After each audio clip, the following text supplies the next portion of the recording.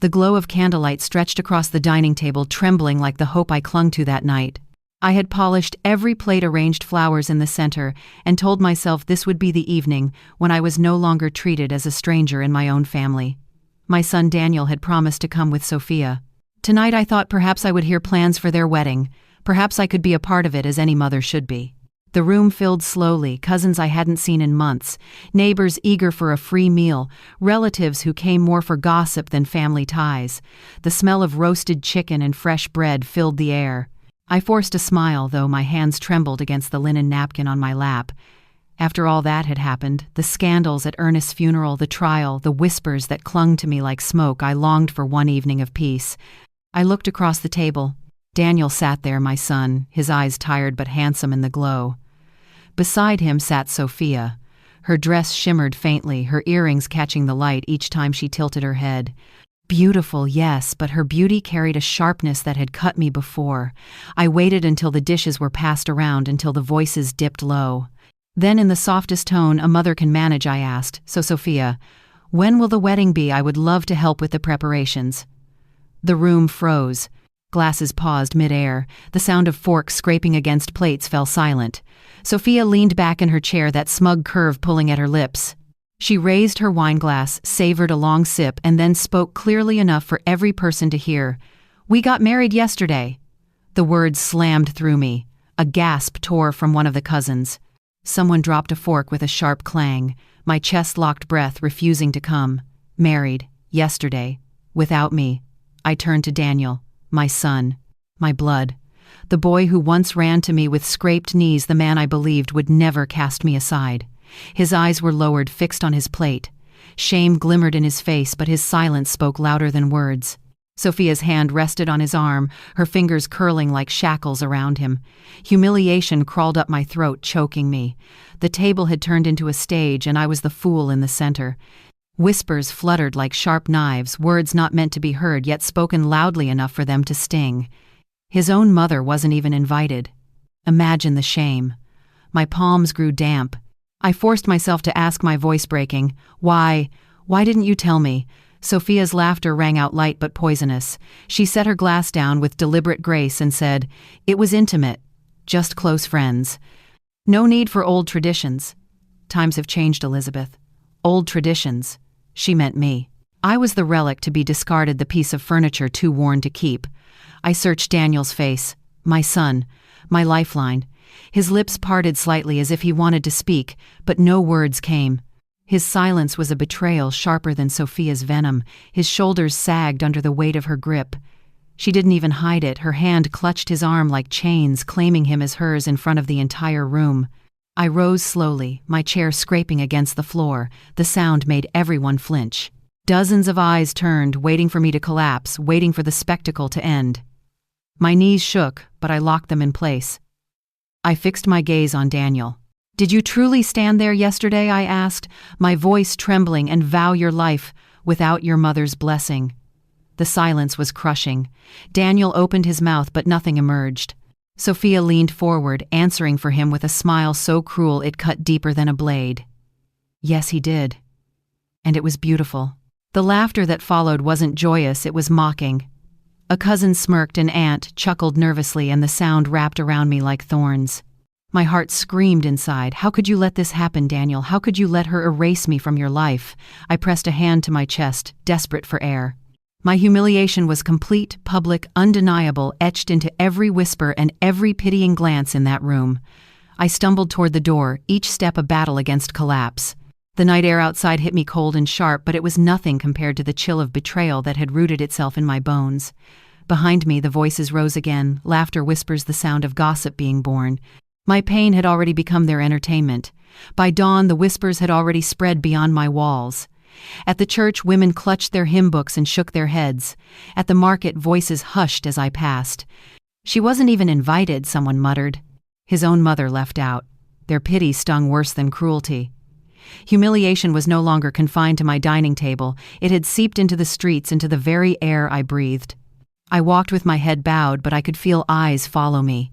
Each glance was a silent verdict. I was the mother deemed unworthy of her son's wedding. Shame sat heavy on my shoulders, but underneath it something else began to stir. Humiliation could crush a woman, or it could forge her into steel.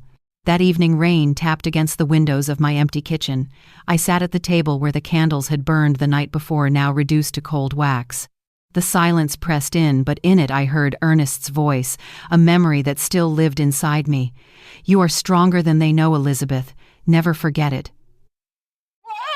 The creak of the gate startled me. Footsteps approached the porch, steady and deliberate. When I opened the door, Stephen Callahan stood there, his coat damp, his eyes sharp. He had been by my side once before when Ernest's death revealed truths no one dared to face. Tonight his presence carried the same weight. Without a word, he laid a folder on the table. Rainwater dripped from its edges. "Elizabeth," he said quietly, "you need to see this." My fingers trembled as I opened it. Photographs spilled across the wood, grainy, hurried shots, but clear enough. Sophia in her wedding gown, her hand lingering on the arm of a man I didn't recognize. Her smile was sly, not tender. Her body leaned toward him with an intimacy that had nothing to do with vows. I pressed my hand to my chest. The humiliation of being excluded from their secret ceremony now transformed into something sharper, anger, resolve. If Sophia thought she could erase me with one cruel sentence, she had gravely miscalculated. I looked up at Stephen, my voice steady steel wrapped in sorrow. "Then we take this to court." The rain eased by morning, but the whispers did not. They clung to me like smoke curling through every corner of town. At the bakery, two women glanced at me over their loaves of bread, their voices hushed yet sharp. How could a son do that, marry in secret and leave his mother behind? At the church steps, a group of neighbors paused mid-conversation when I passed. Their silence was louder than words. Humiliation had followed me from my dining room to the streets, and now it sat on every tongue, ready to be chewed into gossip and swallowed whole. I wanted to retreat, to lock the door and let the world forget me. But the photograph Stephen had given me the night before burned in my mind. Sophia smiling slyly at another man during her so-called wedding. The evidence was there, if only I had the courage to use it. That evening, Stephen returned. He placed documents on my kitchen table: receipts, guest lists, witness statements. Each page revealed cracks in Sophia's story. The intimate wedding she boasted about had not been so intimate after all. People had seen things, whispered things. One guest even admitted he'd been paid to stay silent. Stephen leaned forward, his voice steady. "Elizabeth, this is bigger than humiliation. This is fraud. She isn't just trying to erase you, she's manipulating your son, and she's mocking the law itself. If we bring this to court, it won't just be your word against hers. It will be truth against deception." I touched the photographs again, my fingers trembling. "And if I lose," I whispered. He held my gaze. "Then you'll lose fighting for what's right. But if you stay silent, you've already lost." I closed my eyes. Ernest's voice seemed to echo in my memory. "Never let them write your story for you." The decision settled inside me like stone. I would not hide in shame. I would stand in the light, even if that light was harsh and unkind. "Prepare the papers," I told Stephen. "We're going to court." The day after Stephen filed the paperwork, the town buzzed louder than the church bells. Everywhere I went, eyes followed me, half curious, half pitying. It wasn't just gossip anymore, it was scandal. A mother suing her own daughter-in-law. To them I was bold or desperate, or both. At the grocery store, I overheard two men whispering by the produce stand. "Did you hear Elizabeth Carter is taking her own family to court?" "Good for her," the other replied. "Someone has to put that Sophia in her place." For the first time in days, I felt a flicker of strength. Perhaps humiliation wasn't only a weapon against me. Perhaps it could turn cutting the one who had thrown it. That evening I went to Daniel's house. The porch light glared down on me like an interrogation lamp. When the door opened, Sophia stood framed in the light, her arms crossed, her smirk ready. "Well, look who decided to visit," she sneered. "Come to beg for an invitation to the honeymoon too." My throat tightened, but I forced my voice to stay calm. "I'm not here for jokes, Sophia. I'm here for my son." Daniel appeared behind her shoulders, slumped. His eyes darted between us like a child caught between warring parents. "Mom, maybe this isn't the best time." I stepped forward. "Daniel, I raised you better than this. You've let her drag you into a lie. Do you even know who you married yesterday?" Sophia's laugh rang out sharp and cruel. "Oh, Elizabeth, still clinging to your drama. You should be grateful we even bother talking to you."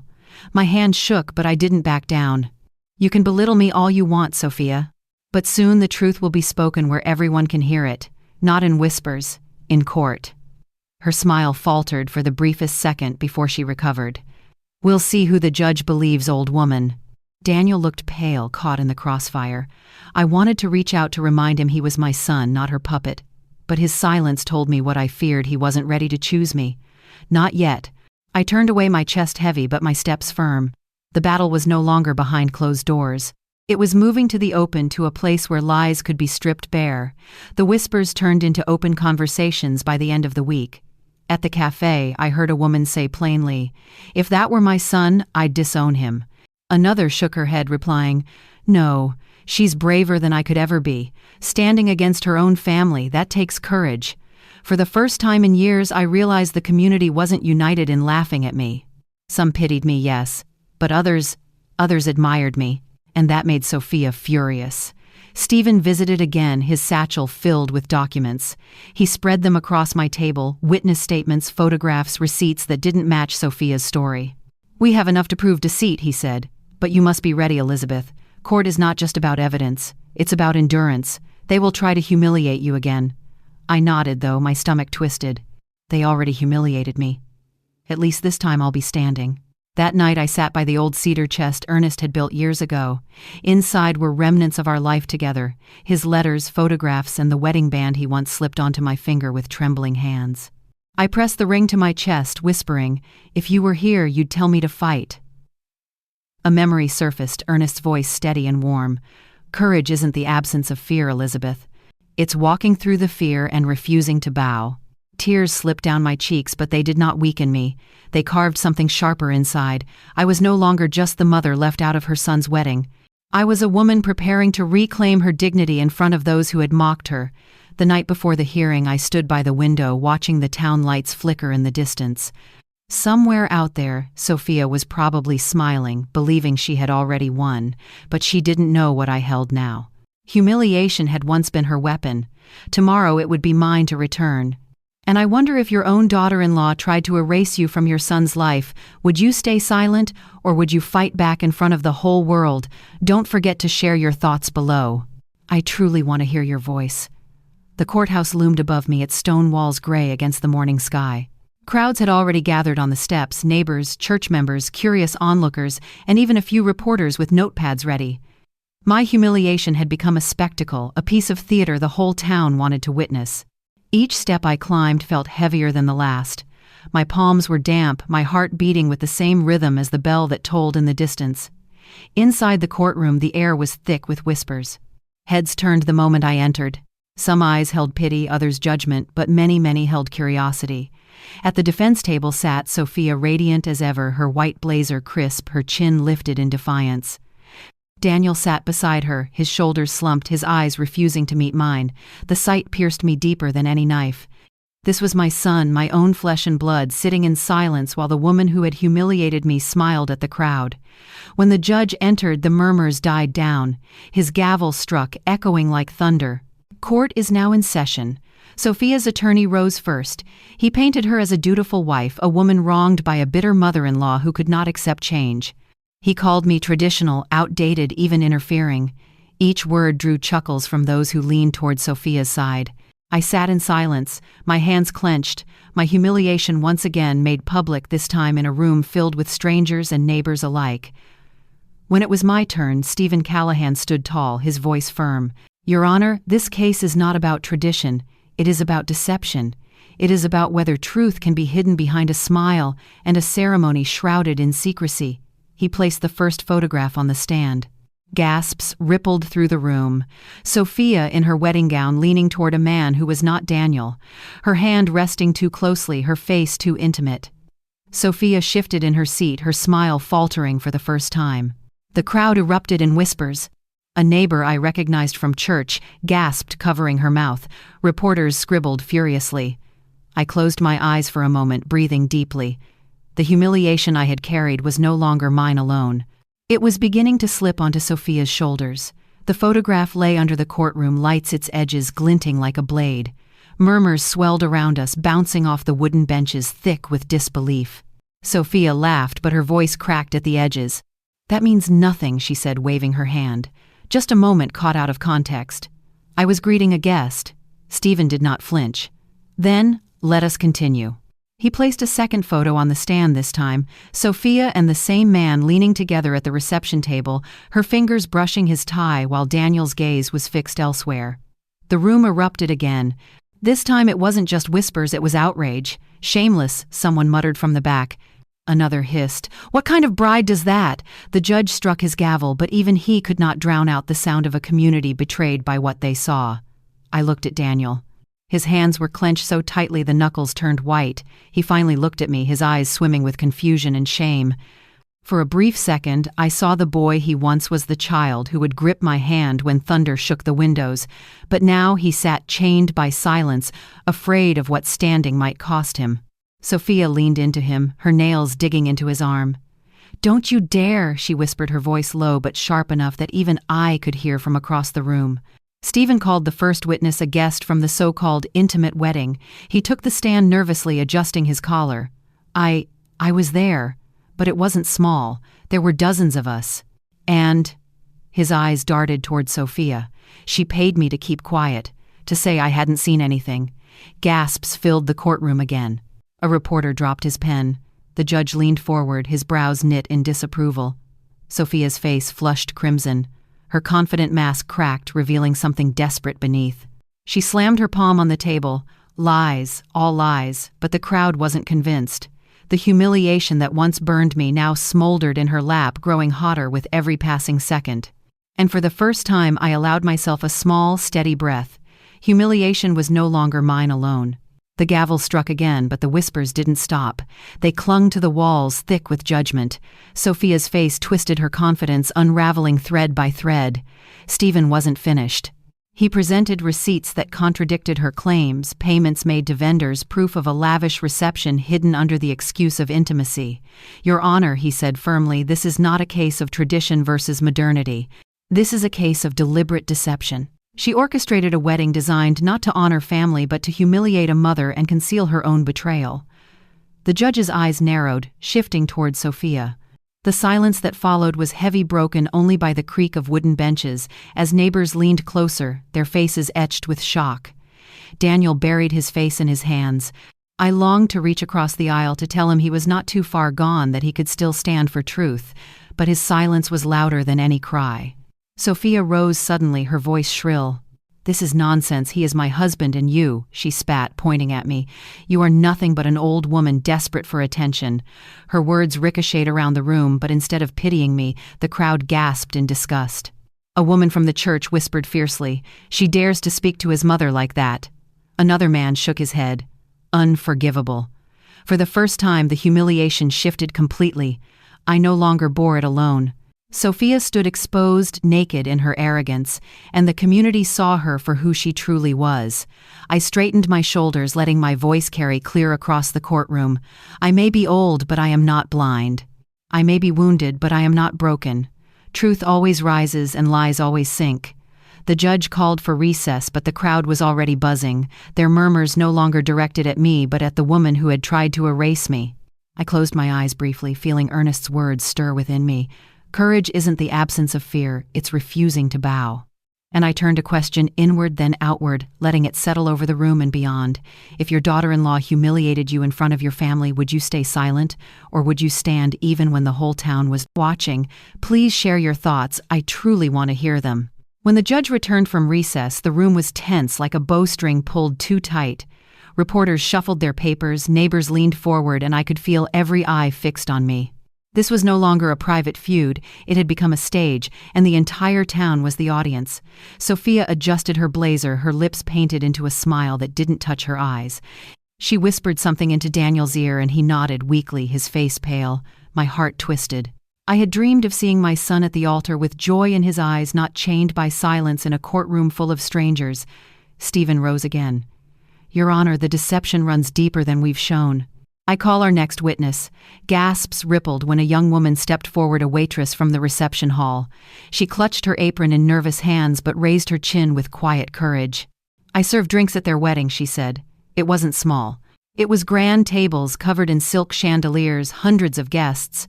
But what struck me most was... She hesitated, glancing toward me before continuing. "The bride told the staff to keep the groom's mother away." She said, "Make sure she never steps foot inside." The courtroom erupted. The words cracked like lightning across the room. My humiliation, once whispered, had now been declared openly before judge, jury, neighbors, and friends. Sophia shot to her feet, her voice shrill. "Lies. All of it." She pointed at the waitress. "She's been paid to say this." But the waitress shook her head, tears glistening in her eyes. "No one paid me. I couldn't carry the guilt anymore." I sat frozen, my hands trembling in my lap. My exclusion had not been an accident. It had been deliberate, designed. Sophia hadn't simply forgotten me, she had erased me on purpose, made me invisible at the very moment my presence should have mattered most. And as the crowd gasped, as the humiliation circled Sophia this time, I felt something stirring inside me. Not just anger, not just pain, but a steel resolve. The truth was finding its way to the surface, and there was no smirk, no laugh, no cruel word that could bury it again. The judge's gavel pounded, but the room was alive with outrage. "Silence in the court," he barked, yet even his command couldn't smother the whispers darting like sparks from bench to bench. I sat still, my breath uneven, listening to the storm swirl around me. For so long, humiliation had clung to my skin like a second shadow. But now it was shifting. For the first time, I wasn't the one being laughed at. Sophia sank back into her chair, her face pale beneath her painted cheeks. She reached for Daniel's hand, but he pulled away ever so slightly. The movement was small, but I saw it. The crowd saw it. And Sophia noticed too, her eyes flashing with fury. Stephen rose again, his presence filling the room. "Your Honor, humiliation was used as a weapon against my client. Not only was she excluded, but she was mocked in front of her entire family, stripped of dignity. This isn't just about a wedding. This is about truth. And truth cannot be silenced." He placed the final set of documents on the table, receipts for the photographer, showing the careful staging of every moment except one, the missing photographs of me. My name wasn't on the guest list, not even in the margins. I had been erased from history with the stroke of a pen. The crowd erupted again. Some shook their heads, others muttered prayers. I caught the eye of Mrs. Harlow from church. Her lips trembled as she whispered, "No mother deserves this." Daniel's face was ashen. He buried his head in his hands, his shoulders trembling. I longed to reach across the aisle to hold him the way I once had when nightmares kept him awake at night. But this wasn't a child's nightmare, it was his wife's design, and he had allowed it. Sophia slammed her hand on the table. "Enough of this circus, this old woman is jealous. She just can't accept that I'm Daniel's wife now." Her words sliced through the room, but instead of striking me, they boomeranged back. The crowd hissed a ripple of disapproval, spreading like fire. A man stood at the back, his voice steady. "Respect your elders. That's still the law in this town." For once, Sophia had no clever reply. Her smirk was gone. Her power was slipping. The judge leaned forward, his face stern. "Mrs. Carter, you may speak." For a moment, my throat closed. I had been silenced for so long by Sophia's sneers, by Daniel's silence, by the whispers of a community that delighted in my humiliation. But now, with the room watching, I felt Ernest's voice steadying me. Courage is refusing to bow. I stood, my knees trembling, but my voice clear. "Your Honor, neighbors, friends, when Sophia told me we got married yesterday, it was not simply an announcement. It was a sentence meant to erase me, to humiliate me before my family, my church, and my community. But mothers cannot be erased. We carry our children before they carry our names.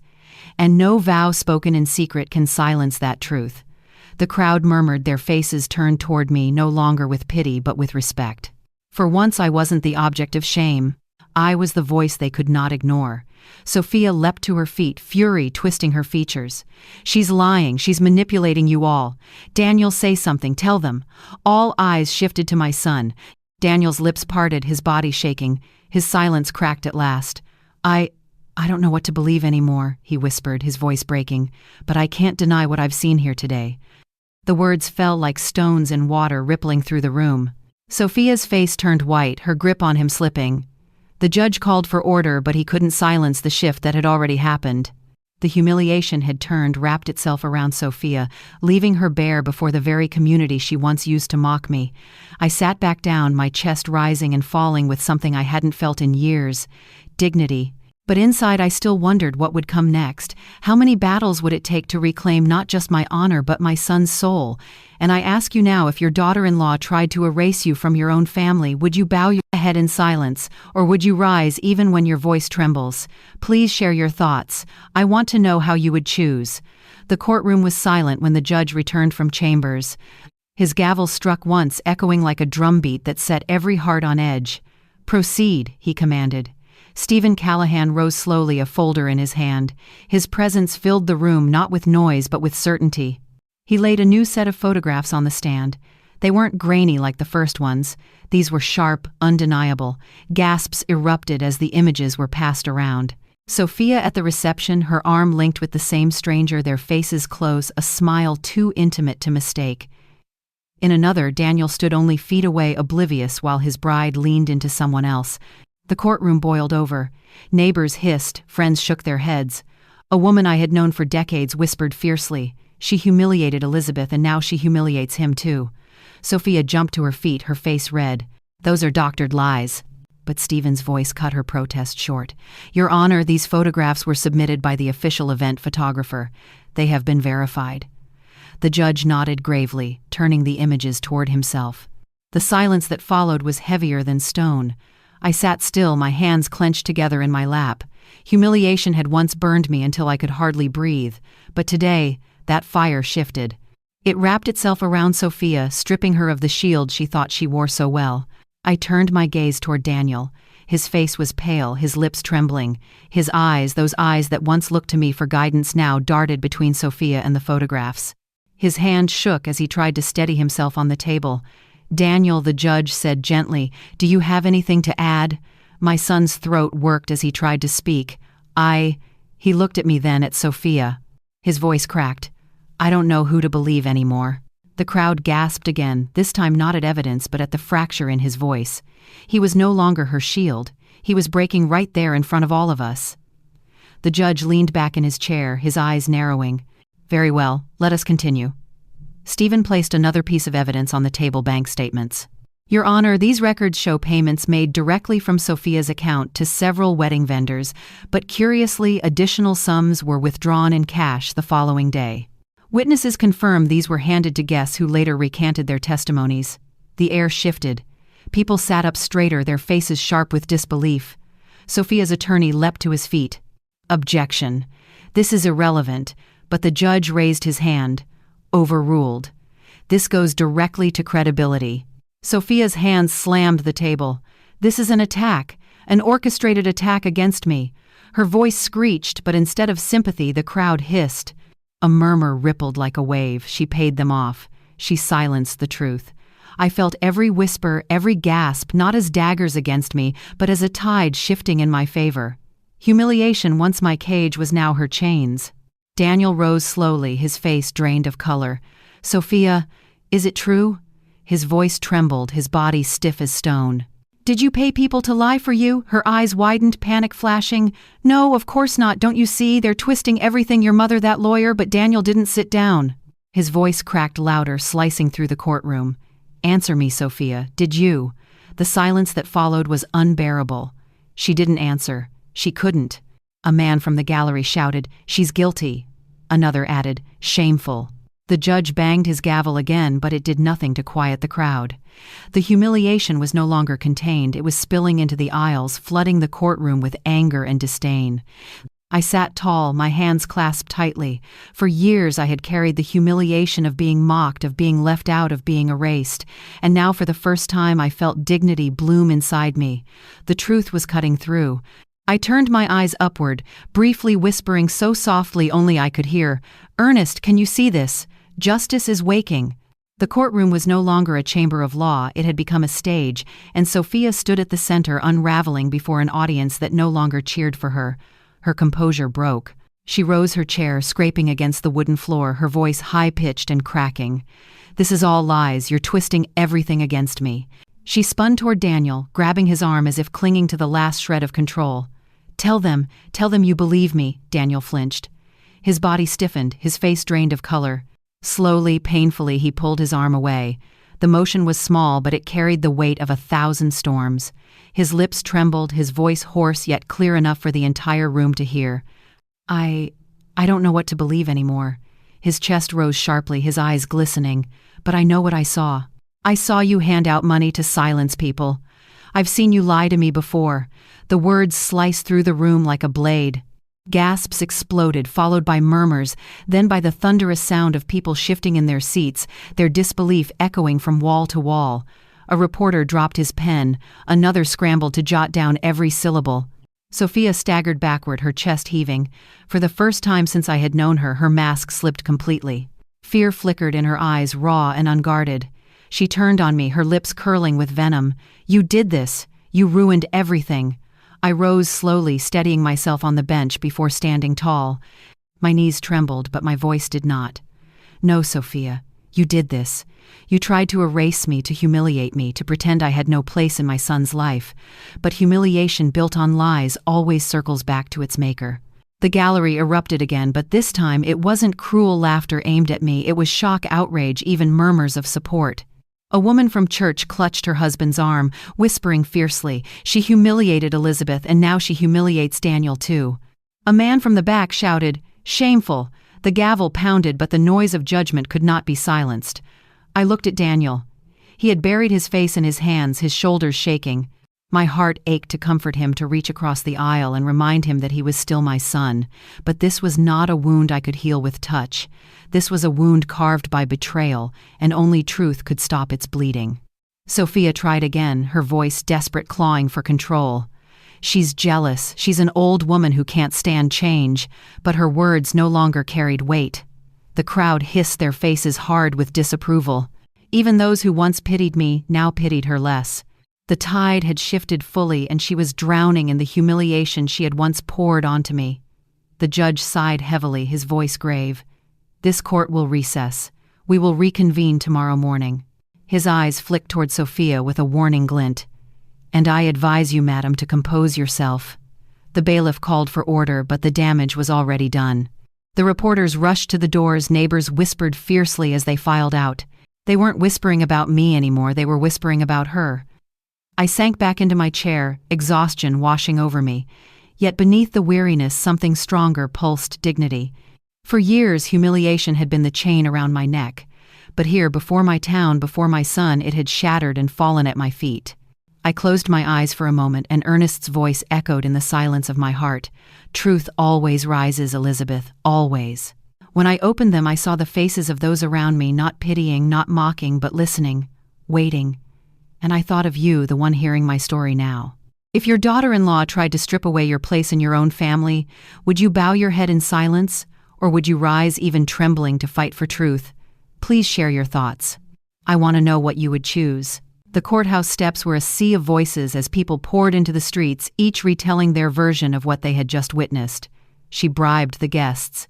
Did you see Daniel's face? He doesn't trust her anymore. Elizabeth stood proud. Did you hear her words? For once my name wasn't followed by laughter. It was spoken with respect. Yet I knew this was not the end. Sophia was not the kind of woman to retreat. Stephen walked at my side, shielding me from reporters and their flashing cameras. Don't let their noise fool you, he warned softly. She'll fight back harder tomorrow.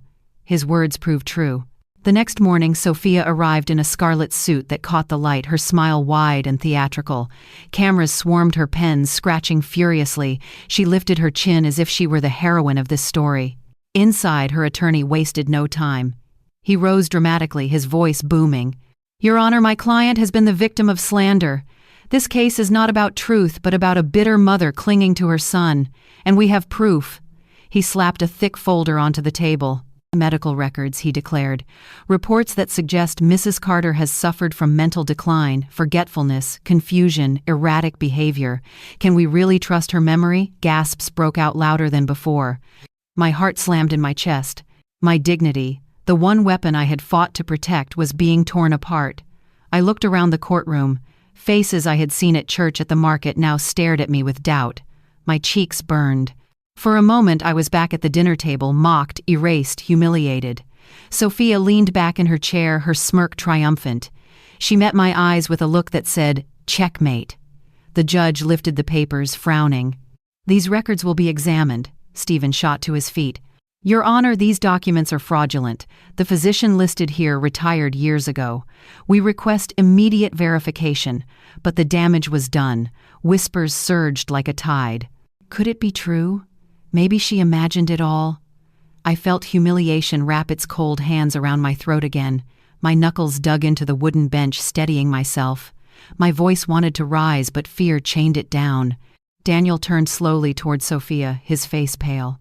Where did you get those records? His voice cracked raw with doubt. Sophia squeezed his hand, hard nails digging in. Don't you see? This is how desperate she is. She'll destroy our marriage if you let her. Daniel's eyes flicked to me, then back to her. His lips moved, but no words came. He looked trapped like a bird tangled in its own nest. The judge struck his gavel. This court will not tolerate interruptions. We reconvene after review. As we left the courtroom, I heard the whispers trail after me again, the same venom as before. Maybe she's losing her mind. What if it's true? My chest tightened, but then I felt Stephen's steady presence beside me. Don't let them shake you, he whispered. We'll bring the truth tomorrow. Trust me. That night alone in my kitchen, I stared at the folder he'd taken from her attorney's hand. A forged doctor's name, a false signature. My reflection in the window stared back at me, tired but unbroken. I whispered to Ernest's memory. They're trying to erase me with lies again, but I won't let them win this time. The following morning, the tension was thick enough to choke on. The courtroom buzzed with anticipation. Sophia swept in, her smile stretched thin. Stephen rose with calm authority. Your Honor, we have contacted the physician listed on these records. He retired 2 years ago. These documents bear a forged signature. This is not an error, it is deliberate deception. Gasps swept through the gallery. Reporters scribbled wildly. The judge's brows furrowed. If this is proven, perjury charges will follow. All eyes turned to Sophia. Her confident smile faltered, replaced by a nervous twitch. She drummed her fingers against the table, her gaze darting. For once, she looked cornered. I stood, my knees trembling, but my voice clear. I may be old, I may be weathered, but I am not broken. And I am not insane. I know exactly what has been done to me. And I will not bow to lies. The room erupted in murmurs, not laughter, not pity, but applause from a few bold voices. The judge banged his gavel furiously. Silence. This is a court of law. But I had heard what I needed. Respect. Dignity. Recognition. Sophia glared at me, fury in her eyes. But the power in her stare had dimmed. I sank back into my chair, whispering inside Ernest, I'm still standing. And now I ask you, my listener, if someone forged lies to erase your voice, would you crumble under their accusations or rise to prove them wrong? Share your thoughts with me. I truly want to hear your heart. The next day, the courtroom was packed to the walls. People stood shoulder to shoulder, their whispers a steady hum like a hive waiting to erupt. Reporters balanced notebooks on their knees, cameras flashed, and neighbors craned their necks to catch every flicker of expression. When Sophia entered, she wore white again, as though to remind the room she was the bride, pure and untouchable. But beneath the fabric, her eyes darted nervously and her smile was tight, brittle. The judge called the session to order. Proceed. Her attorney rose. Your Honor, we intend to show that my client is the victim of manipulation. This trial has turned her marriage into a spectacle. And the real culprit, he pointed directly at me, his voice sharp, is a bitter mother who refuses to let go. Gasps swept through the room. I sat still, my hands clasped tightly in my lap. For a moment, heat surged in my cheeks, that familiar wave of humiliation threatening to drown me again. But then Stephen stood, his voice calm, steady. This case is not about letting go. It is about being erased. It is about a woman denied her place in her own family. My client does not seek pity, she seeks truth. The judge nodded, but Sophia wasn't done. She rose herself, ignoring her lawyer's hand on her sleeve. Daniel, she said, her voice loud enough for all to hear, tell them you chose me. Tell them your mother is clinging to the past and that you want nothing to do with her lies. All eyes turned to my son. He froze in his seat, his jaw clenched. His hand trembled on the table. I saw the battle raging behind his eyes, the weight of loyalty to his wife against the truth unraveling before him. The silence stretched unbearable. And then, with a crack in his voice, Daniel whispered, I don't know if I can defend you anymore, Sophia. The gallery erupted. Shock gasps and furious whispers filled the air. The sound of Daniel's words hung in the air like a thunderclap. "I don't know if I can defend you anymore, Sophia." The gallery exploded into murmurs. Some gasped, some leaned forward, whispering fiercely to their neighbors. The judge pounded his gavel, his voice booming order. Silence in the court. But silence would not come. Sophia's face twisted, her perfectly painted smile shattered. She whipped around toward Daniel, her voice a shriek.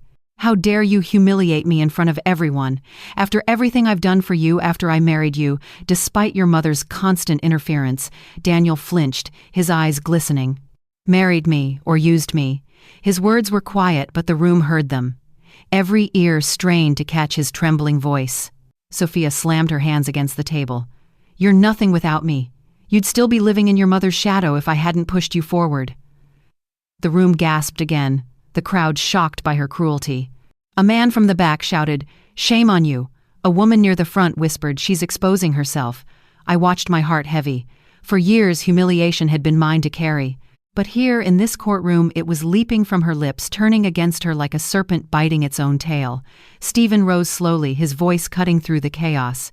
"Your Honor, what we see here is not a wife defending her marriage. What we see is arrogance unmasked. My client has endured humiliation after humiliation. Today the truth is visible to all." The judge nodded grimly. "Proceed with caution, Mrs. Carter. You may continue tomorrow." As the gavel struck, the gallery buzzed louder, their whispers chasing Sophia as she gathered her papers in trembling hands. Reporters rushed to the doors, shouting headlines before ink touched paper. And for the first time, I did not lower my head when people stared at me. I looked back at them, meeting their eyes with quiet strength. The tide had shifted. Humiliation no longer bent me, it lifted me. The judge banged his gavel once more, announcing the day's session adjourned. But the noise in the gallery refused to die. People surged to their feet, voices overlapping, questions flying into the air. "She bribed them, didn't she?" Daniel's turning against her. "Did you hear Elizabeth speak yesterday? Dignity, pure dignity." Sophia tried to storm out, her heels striking like hammers against the tile, but the crowd pressed close. Cameras flashed, microphones pushed forward, and her mask cracked further under the pressure. She shoved past them, shouting, "You'll all regret this." Daniel lingered behind, his face pale, his eyes hollow. For the briefest moment, he looked at me not as the enemy Sophia had painted me, not as the obstacle she claimed I was, but as his mother. Our gazes locked, and though no words passed between us, I saw the storm raging inside him. Stephen guided me carefully down the steps through the crush of reporters. "You did well," he whispered. "The truth is rising. Tomorrow it will break open." But it wasn't just Stephen's words that steadied me, it was the eyes of the townsfolk who now turned toward me with something I hadn't seen in years. Respect. Some nodded as I passed. Others touched their chests in silent solidarity. That night, as I sat by the window, the courthouse lights fading in the distance, I pressed my palms together. Ernest's voice echoed in my mind. "Courage isn't about winning every battle. It's about refusing to bow to lies." I breathed deeply. Tomorrow, Sophia would come harder with venom sharper than before. But tonight, for the first time in years, I felt the heavy cloak of humiliation lifting from my shoulders. And now I turn to you, my listener. If your own child sat in silence while a daughter-in-law tried to erase you, would you walk away, defeated, or would you stand trembling but unbroken before the whole town? Tell me in the comments. I truly want to hear your voice. The courtroom was overflowing the next morning. People crowded the aisles, reporters leaned over benches, and even strangers had come to watch. It wasn't just a trial anymore, it was a spectacle, a drama that gripped every corner of our town. Sophia entered, draped in pearls, her smile stretched thin but determined. She walked as if the room still belonged to her, but the whispers that followed her were no longer in awe, they were laced with suspicion. The judge called the session to order. "Bring forth the next witness." Her attorney stood quickly, his tone sharper than ever. "Your Honor, we present a statement that exposes Mrs. Carter's intentions. She is not a victim. She is manipulative, bitter, and obsessed with tearing this marriage apart. And we have someone prepared to say it." The doors opened. Gasps spread through the room as Robert, a distant cousin from my late husband's side, stepped inside. My stomach dropped. Robert had always been jealous of Ernest, envious of everything we built together. Now he stood here ready to twist the knife. He swore his oath and began, "I've known Elizabeth for decades. She's controlling. Always needing the spotlight. It doesn't surprise me she's inventing lies to destroy Daniel's marriage. She never wanted Sophia to be part of the family. The gallery erupted with whispers, some skeptical, others leaning toward belief. The humiliation I had fought so hard to escape crept back cold and sharp as his words filled the room. I clenched my hands together, my breath ragged. Stephen leaned close. "Stay calm. His words can be broken. Trust me." But my heart ached. To be betrayed by Sophia was expected. To hear it from a relative, from someone who knew Ernest, was another wound altogether. Across the aisle, Sophia's eyes glittered with triumph. She thought she had found her salvation. But I knew better. The truth has its own way of clawing to the surface, even when buried under lies. Robert's words dripped like venom, filling the courtroom with unease. "She's always been that way," he continued. "Controlling, demanding. Ernest himself once told me he feared her temper. This trial is nothing but her way of clinging to power." Gasps filled the gallery. My breath caught. Ernest, my Ernest. To twist his name, to use him as a weapon against me, it was a cruelty I had not expected. For a moment, humiliation pressed down again, heavy and suffocating. Stephen rose slowly, his eyes locked on Robert. "Your Honor, may I cross-examine the witness?" The judge nodded. "Proceed." Stephen stepped forward, his voice calm, deliberate. "Robert, you claim to know Ernest well. Tell me, where were you the night of his funeral?" Robert hesitated. I was busy. I couldn't attend." "Busy," Stephen repeated, his tone sharp. "Too busy to honor your own cousin, yet bold enough to claim you knew his heart." He paused, letting the silence sting. "And tell me, have you ever borrowed money from Mr. and Mrs. Carter?" Robert stiffened. "That has nothing to do with it. Has everything to do with this," Stephen pressed. He held up a ledger. "Records show Ernest lent you money 3 times. Each time you failed to repay him. Each time Elizabeth forgave the debt. And now you dare stand here to slander the very woman who showed you mercy." The courtroom roared. Whispers surged, faces turned in disgust. The humiliation that had clung to me now clung to Robert. His cheeks burned crimson. Stephen's voice rang clear. "This isn't testimony. This is revenge for debts unpaid, for jealousy festering over decades." "Your words hold no truth." The judge slammed his gavel. "Witness dismissed." Robert stammered, his eyes darting before slinking from the stand. Across the aisle, Sophia's triumphant smile withered. She had placed her hopes in him, and he had crumbled. Daniel stared at the ground, his fists clenched, his face pale. The truth was painting itself in strokes he could no longer ignore. And as Robert's footsteps faded, I lifted my chin.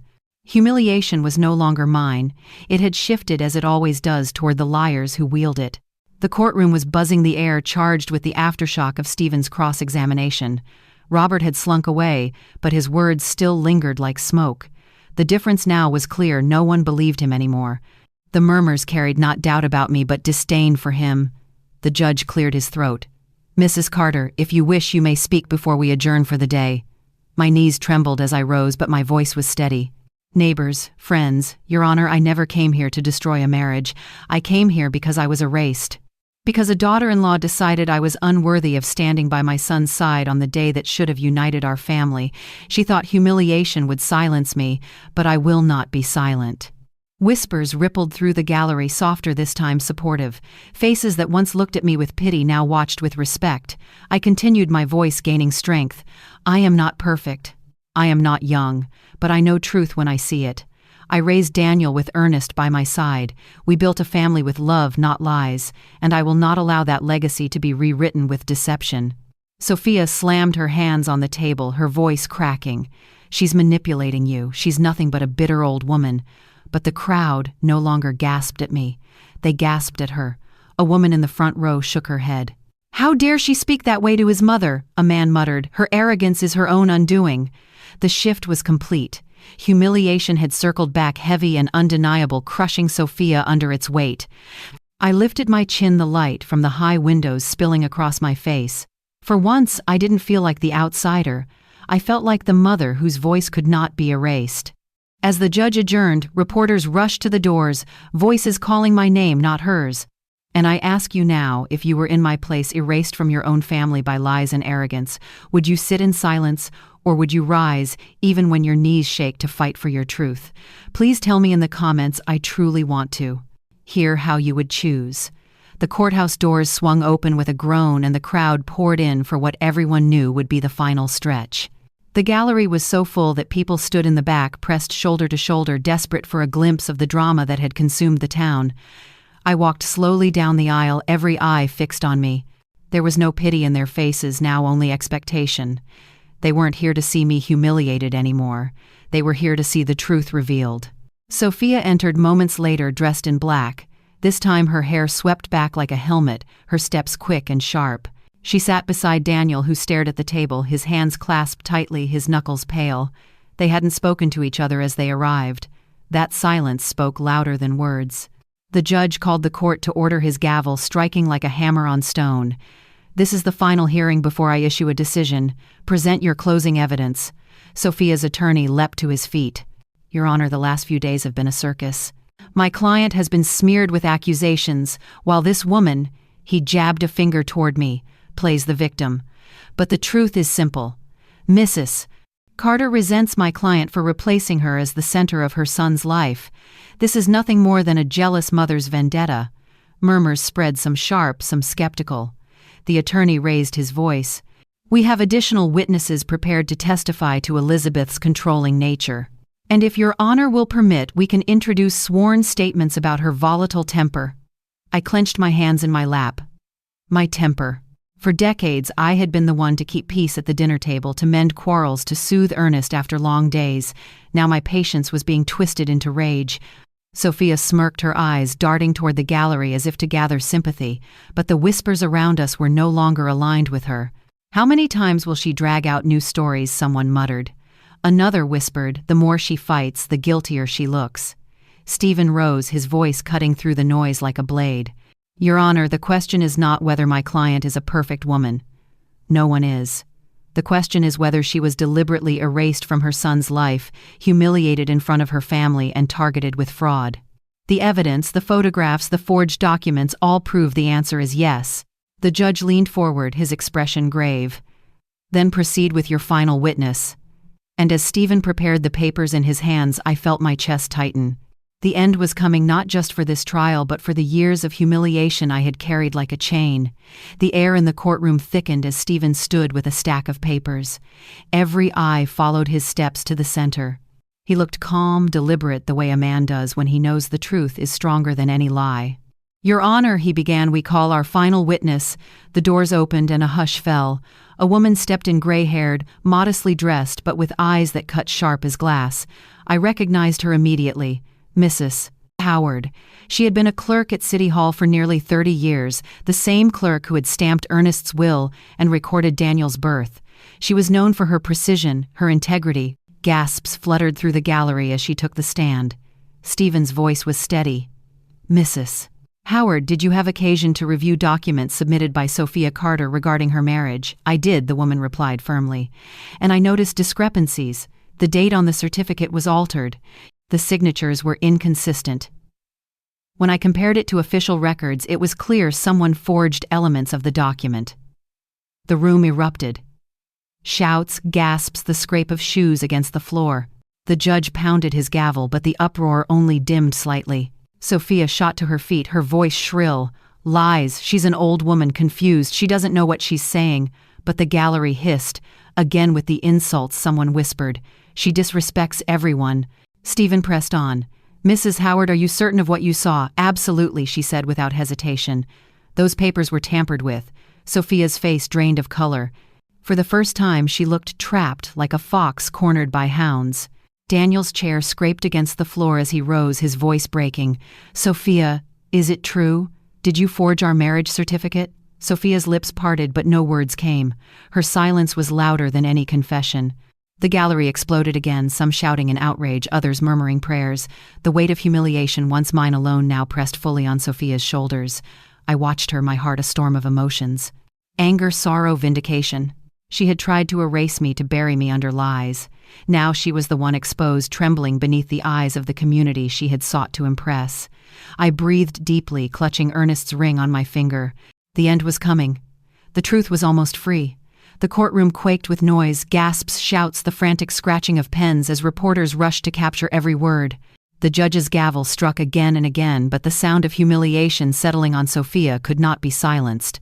Sophia clutched the table, her voice cracking. "No, it's not true. They're framing me. Elizabeth is behind all of this."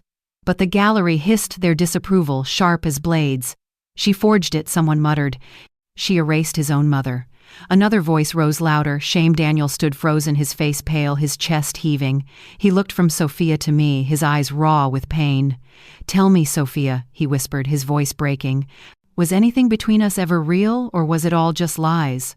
Her silence was damning. She reached for him, but he stepped back, his hands trembling. I can't defend you anymore." The words dropped like stones into water, sending ripples of shock through the room. I rose slowly, my knees unsteady, but my heart steady. I faced the gallery, the judge, my son, and the woman who had tried to erase me. My voice rang out clear and unbroken. For months I carried humiliation like a shroud. I was excluded, mocked, erased from the very family I built. But humiliation built on lies never lasts. Truth always rises. My Ernest knew it, and I know it now. I turned to Daniel, my eyes soft but firm. "You are my son. Nothing she does can erase that. I will not stop loving you, but I will not bow to lies to keep you near me. The choice is yours, Daniel." The gallery murmured, their faces alive with something I had not seen in years: respect. Even the judge, stern and unmoving, seemed to pause, his eyes lingering on me before he called for order. As I sat down, my chest ached with both grief and dignity. The battle wasn't over, but the truth had been laid bare for all to see. And I turn to you, my listener. If someone forged lies to erase your place in your family, would you collapse beneath their cruelty, or would you rise trembling but unbroken and fight for your truth? Please share your thoughts in the comments. I truly want to hear what you would do. The final morning of the trial dawned heavy with clouds. As I walked up the courthouse steps, the air hummed with anticipation. People had come not just from our town but from miles away, drawn by the scandal, the whispers, the promise of an ending. Reporters shouted my name, their cameras flashing like lightning. "Mrs. Carter, do you believe the judge will rule in your favor? Do you have anything to say to your son?" I didn't answer. My silence was my armor. I had spoken the truth. Now the truth had to stand on its own. Inside, the courtroom was packed tighter than ever. The gavel struck, silencing the crowd. The judge's voice was grave. "This is the final day of testimony. The evidence has been heard, the lies have been weighed, and now the decision must be made." Sophia sat stiff beside Daniel, her hands clutching his sleeve. Her face was pale, but her lips still curled into a smile that dared anyone to challenge her. She thought arrogance could still save her. Her attorney stood one last time. "Your Honor, my client has been painted as a villain, but all she wanted was love. All she wanted was a family. This case is nothing more than resentment. Can we punish a woman for wanting her husband's devotion?" The gallery shifted uneasily, but the murmurs carried doubt. Everyone had seen too much, heard too much to believe the plea. Then Stephen rose, his voice firm, echoing off the chamber walls. "Your Honor, this case has never been about love. It has been about deception, about humiliation used as a weapon. My client Elizabeth Carter was erased from her son's life, humiliated before her family, and attacked with forged lies. But she endured, and today truth stands on her side." He laid the final folder on the judge's bench. Inside were the verified findings from City Hall. Sophia's marriage certificate had been altered, signatures manipulated, dates changed. The proof was irrefutable. The judge studied the papers. The room held its breath. I stared at Sophia. Her eyes darted, her breath shallow. For the first time I saw it clearly, not arrogance, not triumph, but fear. The silence in the room was heavy, broken only by the judge's voice as he lifted the documents. "This certificate is fraudulent." Gasps tore through the courtroom. Reporters leapt from their seats, scribbling furiously, cameras flashing. Neighbors who had once whispered against me now turned their eyes toward Sophia, their faces twisted in disgust. Sophia shot to her feet, her voice a shriek. "No, it's not true. They're lying. She's behind this." She jabbed her finger at me, her eyes wild. "This bitter old woman forged it herself to ruin me," the gallery hissed. A woman near the front rose, her voice sharp. "How dare you? She carried that boy into this world, and you humiliated her in front of us all." Others joined in. "Shame, liar." The tide of voices swelled, rolling like thunder through the chamber. Daniel buried his face in his hands, his body shaking. Then slowly he stood. His voice cracked as he spoke. "Sophia, I defended you against everyone. I believed every word. But now I see the truth. You didn't just betray my mother. You betrayed me." Sophia staggered back as if struck. "Daniel, no."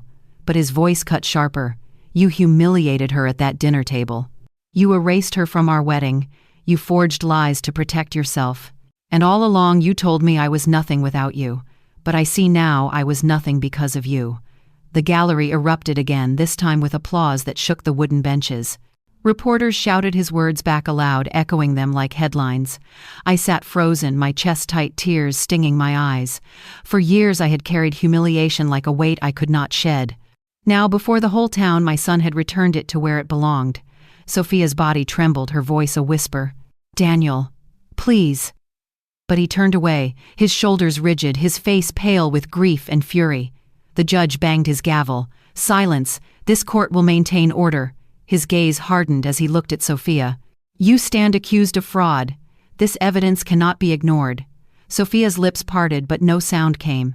The humiliation she had crafted so carefully had folded back upon her heavier than stone. The gavel struck its echo, rolling through the chamber like thunder. The judge's face was grim, his voice steady. After reviewing all the evidence presented, photographs, witness testimony, and the verified findings from City Hall, this court finds that the marriage certificate submitted by Sophia Carter was falsified. The ceremony is declared invalid. Legal penalties will be pursued. The words dropped like stones into water, sending shockwaves across the room. Sophia gasped, her hands flying to her mouth. Her eyes darted wildly, searching for an ally, but found none. Even her own lawyer slumped in his chair, defeated. The gallery erupted. Some voices shouted in outrage, others in vindication. "Justice at last," one man cried. A woman clasped her hands together and whispered, "She tried to destroy Elizabeth, and now the truth has destroyed her." I sat still, my breath unsteady, my heart hammering in my chest. For so long, humiliation had been my constant shadow, pressing me down, threatening to silence me. But here in this courtroom, the shadow lifted. For the first time, I felt the warmth of light return. Daniel turned to me, his eyes wet, his face pale. "Mom," his voice cracked, "I don't deserve your forgiveness. I let her erase you. I let her lies bury you." And I stood by in silence.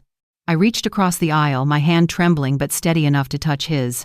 "You are my son, Daniel. You were lost in her lies, but you have found your way back to truth. That is all a mother can ask."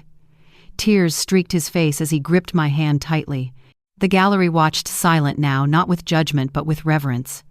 Sophia sank into her chair, broken, humiliated before the very people she once used to mock me. She was no longer the bride draped in victory. She was the deceiver, exposed, the liar undone. As the judge adjourned, reporters rushed to the exits, their voices rising like a chorus. I heard my name whispered, not in scorn but in respect. Elizabeth Carter, a mother who refused to bow. Outside, the clouds had parted, sunlight spilling over the courthouse steps. I lifted my face to it, breathing deeply. Ernest's words echoed in my heart.